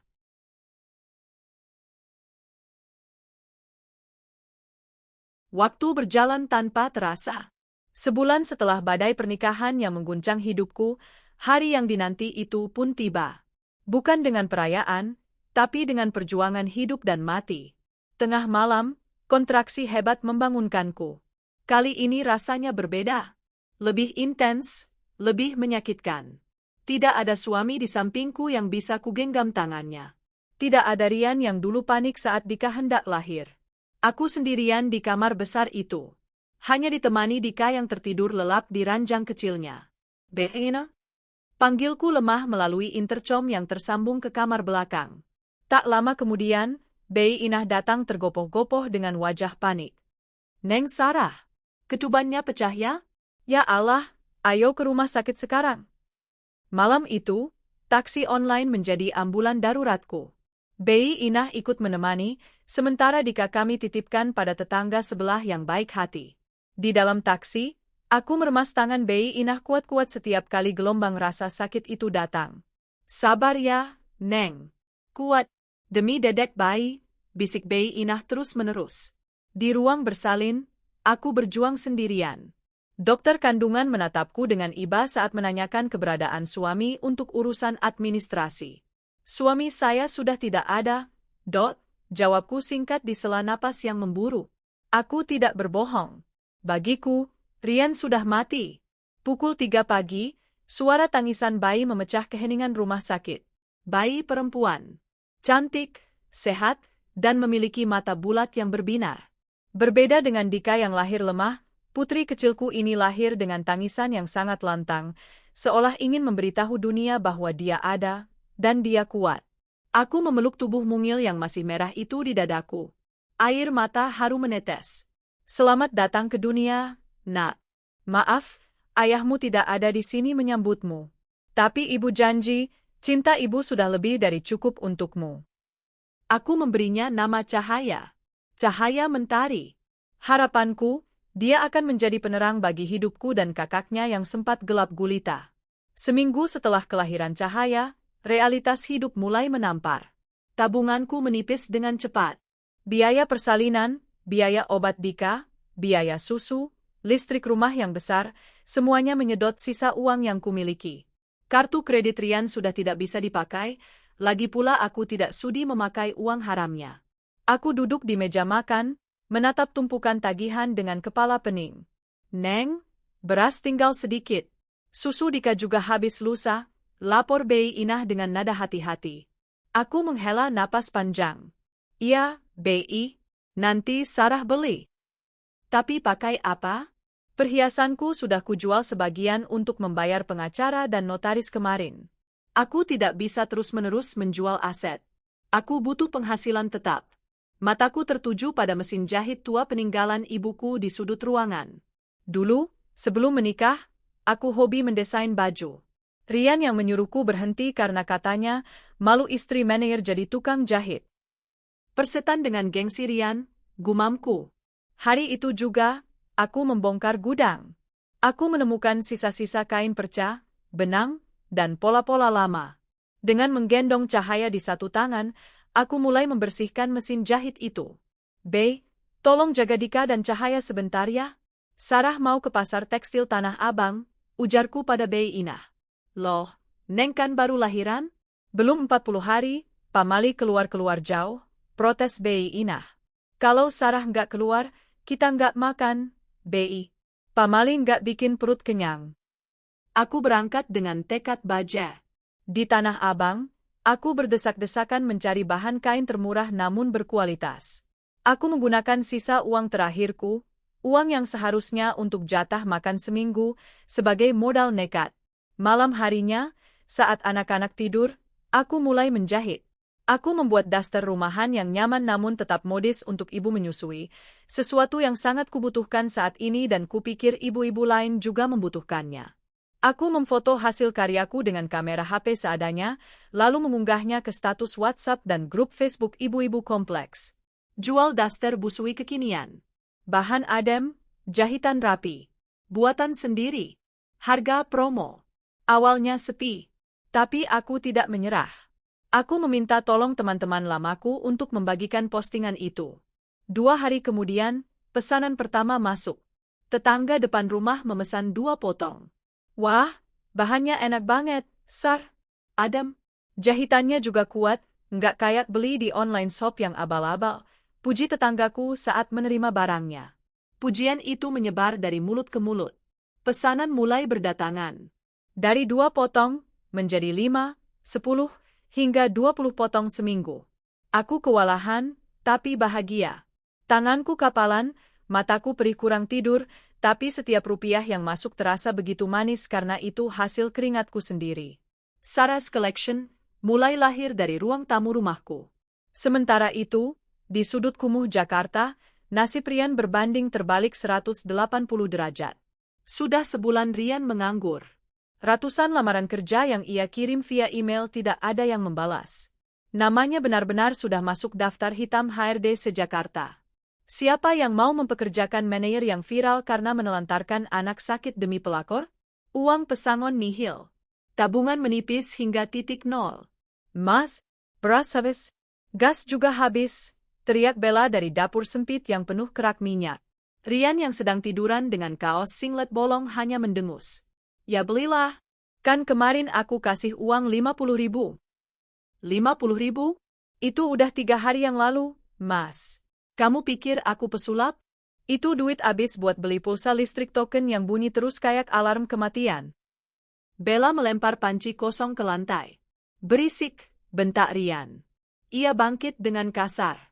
Kamu ini bisanya cuma nuntut. Udah dapet kerja belum? Udah ngelamar jadi SPG, tapi ditolak gara-gara mukaku jerawatan sekarang.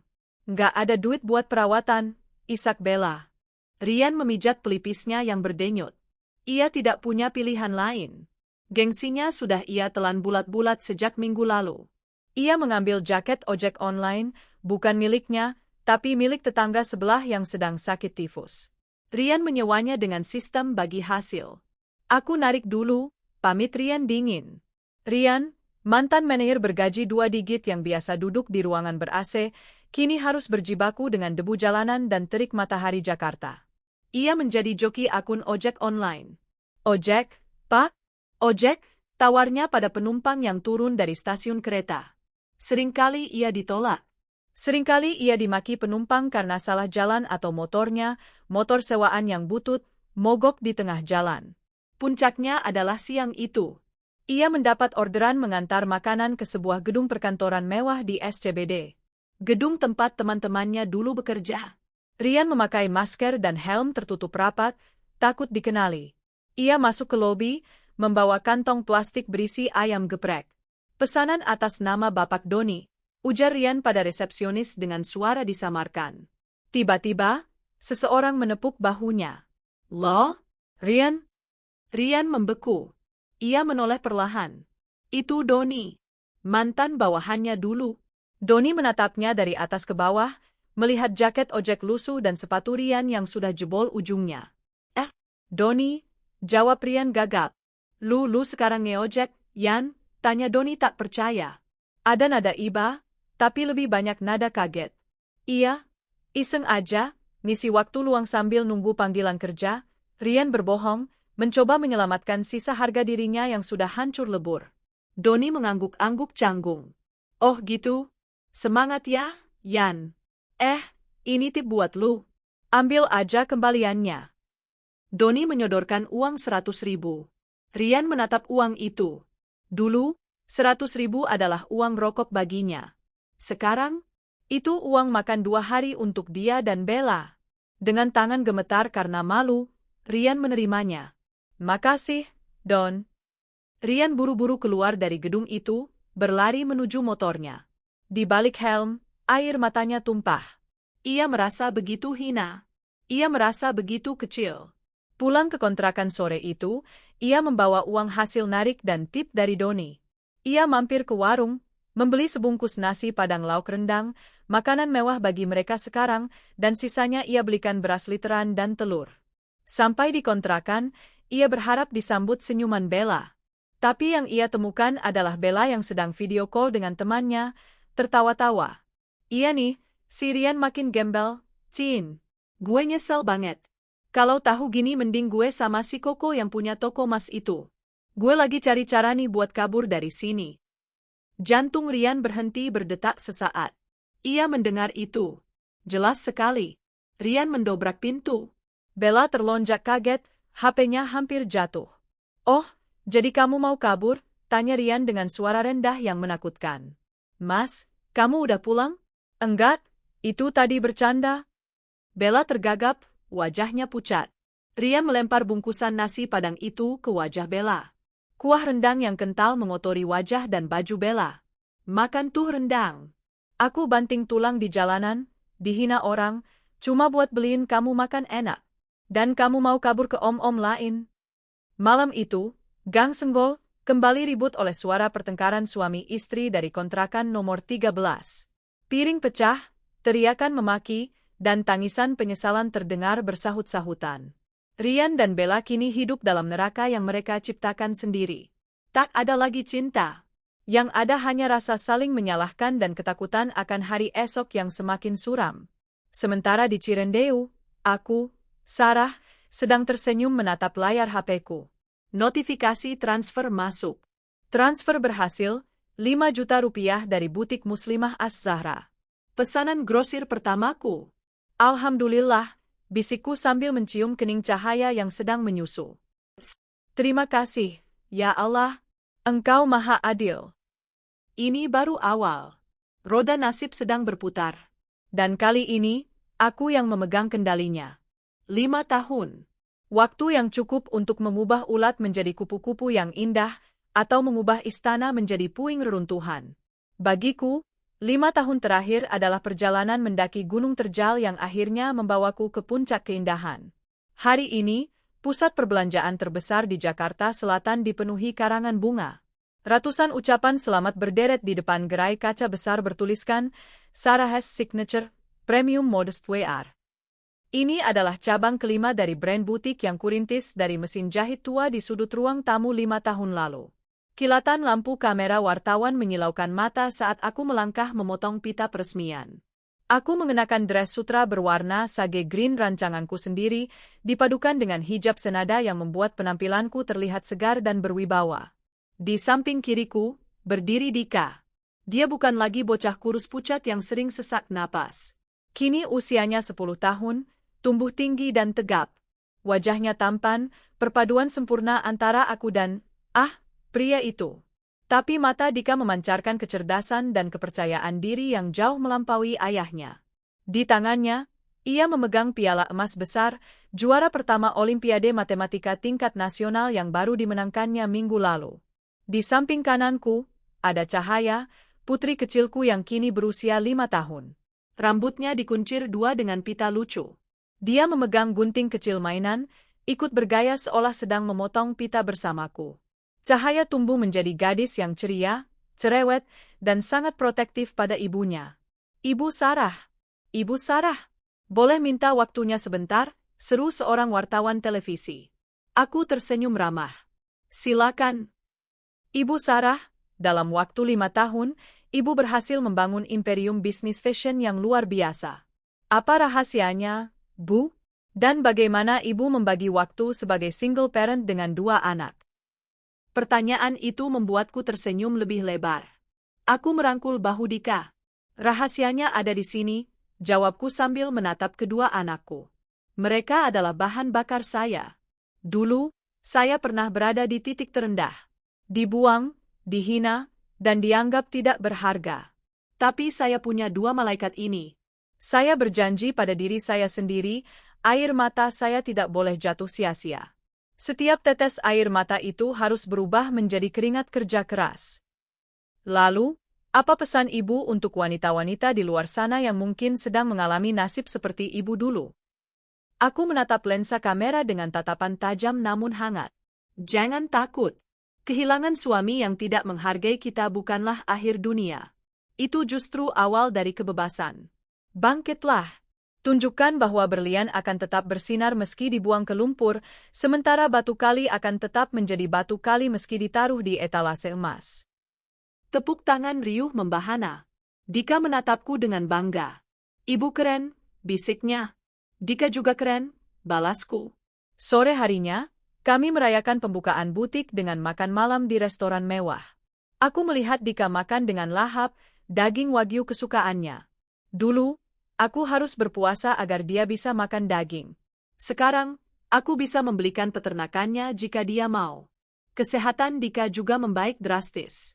Berkat rezeki yang melimpah, aku bisa membawanya ke dokter spesialis terbaik, membelikan vitamin impor, dan memberinya makanan bergizi tinggi. Asmanya hampir tidak pernah kambuh lagi. Dia aktif bermain futsal dan berenang. Tuhan benar-benar mengganti setiap rasa sakit Dika dengan kesehatan yang paripurna.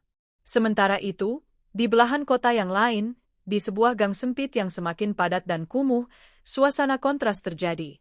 Di dalam kamar kontrakan yang lembab dan berbau jamur, seorang pria kurus kering sedang terbatuk-batuk hebat. Suaranya terdengar mengerikan, seperti ada yang robek di dalam dadanya. Itu Rian. 5 tahun telah menggerogoti Rian dengan kejam. Wajahnya yang dulu tampan dan glowing perawatan klinik, kini kusam, cekung, dan dipenuhi keriput dini. Rambutnya mulai memutih dan menipis.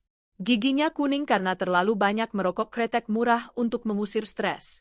Dia duduk di atas kasur busa yang sudah kempes, memegangi dadanya yang sakit. Uhuk. Bella, tolong ambilin air. Panggilnya Parau. Tidak ada jawaban. Bella, teriaknya lagi, kali ini disertai amarah. Pintu kamar mandi terbuka kasar. Bella keluar dengan handuk melilit di tubuhnya. Penampilannya pun tak jauh beda. Wajahnya terlihat tua, garis-garis kekesalan tercetak jelas di dahinya. Badannya kurus kering karena kurang gizi. Apa sih, Mas? Teriak-teriak mulu. Berisik tahu nggak? Tetangga pada komplain dengar kamu batuk tiap malam, bentak Bella. Aku haus, dadaku sakit. Rintih Rian. Bella mendengus kasar. Dia mengambil gelas plastik kotor, mengisinya dengan air keran, lalu menaruhnya dengan kasar di depan Rian hingga airnya tumpah sedikit. Nih minum. Manja banget jadi laki. Udah nggak bisa cari duit, sakit-sakitan, nyusahin pula. Rian meminum air itu dengan rakus. Setelah napasnya agak tenang, dia menatap Bella dengan tatapan nanar. Kamu kok ngomong gitu? Aku sakit kan gara-gara kerja keras jadi kuli panggul di pasar buat ngidupin kamu. Ya, setelah tidak laku menjadi ojek online karena motor sewaannya ditarik, Rian terpaksa bekerja kasar. Menjadi kuli panggul di pasar induk. Pekerjaan yang menguras fisiknya yang tidak terbiasa susah. Debu pasar dan rokok murah akhirnya merusak paru-parunya. Ngidupin apa? Bella melempar sisir ke lantai. Makan aja kita Senin Kamis. Lihat tuh baju aku, udah 5 tahun gak ganti. Dulu kamu janjiin aku tas Hermes, mana? Yang ada aku malah jadi buruh cuci gosok buat bantu beli beras. Sabar, Bel, nanti kalau aku sembuh. Kapan sembuhmu? Dokter puskesmas bilang kamu TBC, Mas. Itu penyakit orang miskin. Dan aku nggak mau ketularan. Bella berjalan menuju lemari plastik reyot di sudut kamar. Dia mulai mengeluarkan baju-bajunya dan memasukkannya ke dalam tas besar. Rian terbelalak. Kamu mau ngapain? Aku mau pergi, jawab Bella dingin tanpa menoleh. Pergi kemana? Kita kan suami istri. Bella berbalik, menatap Rian dengan tatapan jijik yang tak ditutup-tutupi. Suami istri? Sadar diri dong. Mas, aku nikah sama kamu karena aku pikir kamu kaya. Ternyata kamu zong. Kamu penipu. Aku udah ketemu orang lain, lanjut Bella santai sambil melipat daster kumalnya. Namanya Koko Edi. Duda yang punya toko kelontong di depan gang. Dia emang gak ganteng, tua, perutnya buncit. Tapi seenggaknya dia punya duit. Dia mau nanggung hidup aku. Dia mau beliin aku emas. Hati Rian hancur berkeping-keping. Pengkhianatan. Rasa yang sama yang dulu ia berikan pada Sarah, kini berbalik menghantamnya dengan kekuatan 1000 kali lipat. Kamu selingkuh, suara Rian bergetar. Bella tertawa sinis. Selingkuh? Ngaca, Mas. Kita dulu kan juga hasil selingkuh. Apa yang kamu arepin? Kesetiaan? Jangan mimpi. Pelakor mana ada yang setia kalau duitnya habis? Kalimat itu menampar Rian telat. Karma. Itu adalah karma yang nyata. Jangan pergi, Bel, aku sendirian. Rian mencoba bangun, hendak meraih tangan Bella, tapi tubuhnya terlalu lemah. Dia jatuh tersungkur di lantai. Bella hanya meliriknya sekilas, lalu melangkahinya begitu saja. Dia menyeret tas besarnya keluar pintu. Bye, Rian. Semoga kamu cepat mati biar nggak nyusahin dunia, ucap Bella sadis sebagai salam perpisahan. Pintu kontrakan tertutup. Suara langkah kaki Bella menjauh, lalu terdengar suara motor Koko Eddie, yang membawanya pergi. Rian sendirian. Tergeletak di lantai dingin yang penuh debu. Sepi. Hening. Hanya suara napasnya sendiri yang berbunyi ngik-ngik. Perlahan, Rian merangkak menuju tumpukan koran bekas yang biasa dipakainya untuk alas makan. Di sana, di halaman depan sebuah koran bekas minggu lalu, terpampang wajah yang sangat ia kenal. Wajah Sarah. Di foto itu, Sarah tersenyum cantik sambil memegang penghargaan Woman Entrepreneur of the Year. Dia terlihat begitu berkelas, begitu bahagia. Dan di sudut foto, terlihat Dika yang tampan memegang piala matematikanya.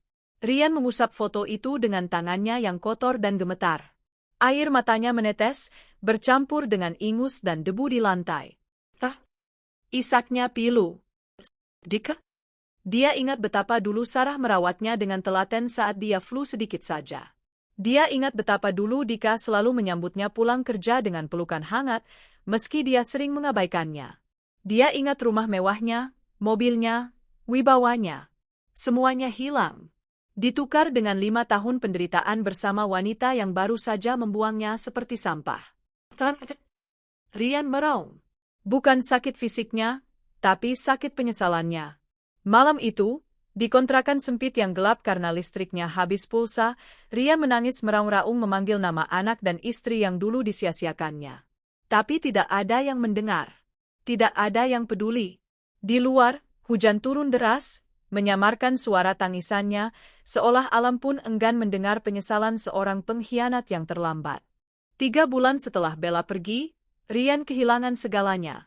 Ia diusir dari kontrakan karena tidak sanggup membayar sewa. Batuk darahnya semakin parah, dan tubuhnya kini tinggal tulang berbalut kulit. Rian menjadi gelandangan. Ia tidur di emperan toko, mengais sisa makanan di tong sampah, dan sering diusir satpam karena penampilannya yang menakutkan. Tidak ada yang mengenali mantan manajer gagah itu dalam sosok pengemis tua ini. Suatu sore yang cerah, Rian berjalan tertatih-tatih di sekitar kawasan elit Pondok Indah. Ia tidak punya tujuan. Kakinya melangkah hanya karena naluri bertahan hidup, mencari tempat yang teduh untuk beristirahat. Matanya tertumbuk pada sebuah pusat perbelanjaan mewah. Dulu, ia sering ke sini bersama Sarah dan Dika. Ia ingat pernah membelikan Dika es krim mahal di lobi utama. Kenangan itu menariknya mendekat, seperti ngengat yang tertarik pada api. Rian berdiri di dekat pintu masuk lobi utama, bersembunyi di balik pilar besar agar tidak diusir satpam. Ia menatap orang-orang kaya yang berlalu lalang dengan pakaian necis dan wangi parfum mahal. Bau busuk dari tubuhnya sendiri membuat ia sadar betapa jauhnya jarak antara dia dan dunia itu sekarang. Tiba-tiba, sebuah mobil mewah berwarna hitam mengkilap berhenti tepat di depan lobi. Itu mobil Mercedes-Benz model terbaru. Seorang sopir berseragam turun dengan sigap membukakan pintu penumpang. Jantung Rian berdegup kencang. Ia mengenali mobil itu. Bukan, ia tidak pernah memilikinya. Tapi ia pernah melihatnya di majalah sebagai mobil impiannya.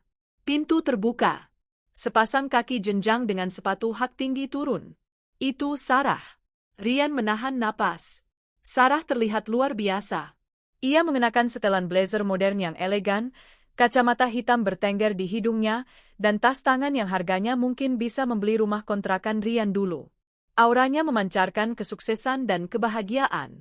Lalu, dari pintu sebelah, turun seorang anak laki-laki. Dika! Dika? Bisik Rian, suaranya serak dan hampir tak terdengar. Dika terlihat sangat tampan. Ia memakai kemeja polo santai dan celana jeans, rambutnya ditata rapi. Ia tertawa renyah saat membantu adik perempuannya turun dari mobil. Itu pasti Cahaya. Anak keduanya yang tidak pernah Rian gendong seumur hidupnya. Cahaya terlihat cantik seperti boneka, memegang tangan kakaknya dengan manja. Ayo, Bu. Katanya mau beli mainan buat Cahaya? Seru Cahaya riang. "Ya, sayang. Sabar ya," jawab Sarah lembut. Suara itu, suara yang dulu selalu menenangkan Ryan saat ia lelah, kini terdengar seperti melodi dari surga yang terlarang baginya. Mereka bertiga berjalan menuju pintu masuk, melewati tempat Ryan bersembunyi. Jarak mereka hanya beberapa meter. Wangi parfum Sarah tercium oleh Ryan. Wangi yang lembut dan mahal. Berbeda jauh dengan bau apek dan keringat yang melekat di tubuh Ryan. Ryan merasakan dorongan yang sangat kuat untuk berlari keluar. Ia ingin bersujud di kaki Sarah. Ia ingin memeluk Dika. Ia ingin melihat wajah cahaya dari dekat. "Sarah, Dika." Ryan melangkah maju satu langkah, bibirnya bergerak memanggil. Namun, langkahnya terhenti saat ia melihat bayangannya sendiri di kaca pintu mal. Sosok itu mengerikan. Rambut gondrong kotor, wajah hitam penuh debu, baju compang-camping, dan kaki yang penuh luka koreng. Ryan tersentak mundur. "Apa yang kamu lakukan, Ryan?" Batinnya berteriak. "Kamu mau mempermalukan mereka? Kamu mau Dika melihat ayahnya seperti monster ini? Kamu mau merusak kebahagiaan mereka lagi?" Ryan melihat Dika tertawa lepas. Tawa yang tidak pernah ia dengar saat ia masih menjadi ayah Dika. Dulu, Dika hanya menangis dan batuk di dekatnya. Sekarang, tanpa Ryan, Dika bahagia. Tanpa Ryan, Sarah sukses. Tanpa Ryan, keluarga itu sempurna. Kebenaran itu menghantamnya lebih keras daripada pukulan apapun. Ryan sadar, kehadirannya adalah racun. Dan perbuatan terbaik yang bisa ia lakukan sebagai seorang ayah saat ini adalah menghilang. Saat Sarah dan anak-anaknya hendak masuk ke pintu putar, Dika tiba-tiba berhenti. Ia menoleh ke arah pilar tempat Ryan bersembunyi. Ryan membeku. Jantungnya seakan berhenti berdetak. "Apakah Dika melihatku?" Dika menyipitkan matanya, menatap sosok pengemis di balik pilar. Ada kilatan iba di mata anak itu. Tapi tidak ada pengenalan. Dika tidak mengenali ayahnya sendiri. "Dika, kenapa, nak?" tanya Sarah, ikut berhenti. "Enggak, Bu. Itu ada bapak kasihan di situ," tunjuk Dika. Sarah menoleh sekilas. Ia melihat Ryan, tapi tatapannya pun asing. Ia tidak mengenali mantan suaminya yang sudah berubah wujud menjadi sampah masyarakat ini. "Oh kasihannya," gumam Sarah. Ia membuka dompetnya, mengeluarkan selembar uang berwarna merah. "Dika kasih ini ke bapak itu ya. Bilang, semoga rezekinya lancar," kata Sarah sambil menyerahkan uang itu pada Dika. Ryan gemetar hebat. Ia ingin menolak, ia ingin lari, tapi kakinya terpaku. Dika berjalan mendekatinya. Ryan menundukkan kepalanya dalam-dalam, menyembunyikan wajahnya dengan rambut kotornya yang panjang. Ia tidak sanggup menatap mata anaknya. "Pak," panggil Dika sopan. "Ini ada sedekah dari ibu saya. Diterima ya, Pak. Semoga berkah." Tangan mungil yang bersih dan wangi itu menyodorkan uang 100.000 rupiah ke tangan Ryan yang kotor dan kasar. Ryan menerima uang itu dengan tangan gemetar. Uang dari istri yang dulu ia telantarkan. Diberikan oleh anak yang dulu ia sebut produk gagal. "Nah?" jawab Ryan dengan suara parau yang pecah karena tangis. "Sama-sama, Pak." Dika tersenyum tulus, lalu berbalik dan berlari kembali ke arah Sarah. "Sudah, Bu. Pintar anak ibu. Yuk, kita masuk." Sarah menggandeng tangan kedua anaknya. Mereka pun masuk ke dalam mal yang megah, meninggalkan Ryan sendirian di luar.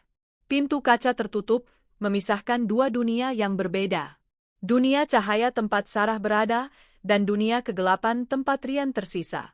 Ryan merosot jatuh ke lantai. Ia menggenggam uang 100.000 itu erat-erat di dadanya. Pertahanannya runtuh total. "Dika!" raungnya pelan, suaranya tertelan oleh hiruk-pikuk kota. "Ampuni ayah, nak. Ampuni ayah." Air matanya mengalir deras, membuat jalur bersih di pipinya yang berdebu. Rasa sesak di dadanya bukan lagi karena penyakit, tapi karena penyesalan yang terlambat. Ia telah membuang berlian demi batu kerikil, dan kini batu kerikil itu pun telah hilang, meninggalkannya dengan tangan hampa dan hati yang mati. Ryan menatap punggung keluarga kecil itu yang semakin menjauh di balik kaca. Ia tahu, ini adalah kali terakhir ia melihat mereka. Ia tidak pantas mendekat. Ia tidak pantas dimaafkan. Hukuman terberatnya bukanlah kemiskinan ini, melainkan hidup dengan kenangan akan apa yang telah ia sia-siakan. Langit sore mulai berubah menjadi senja. Lampu-lampu kota mulai menyala. Namun bagi Rian, lampunya telah padam sejak lama. Di tengah keramaian Jakarta yang tak pernah tidur, seorang pria tua menangis terseduh-seduh di pojokan, memeluk uang pemberian anaknya sendiri, meratapi takdir yang ia tulis dengan tangannya sendiri. Karma telah selesai menjalankan tugasnya. Keadilan telah ditegakkan. Dan Sarah, sang wanita sabar yang dulu disakiti, kini terus melangkah maju, membawa anak-anaknya menuju masa depan yang cerah, tanpa pernah menoleh ke belakang lagi.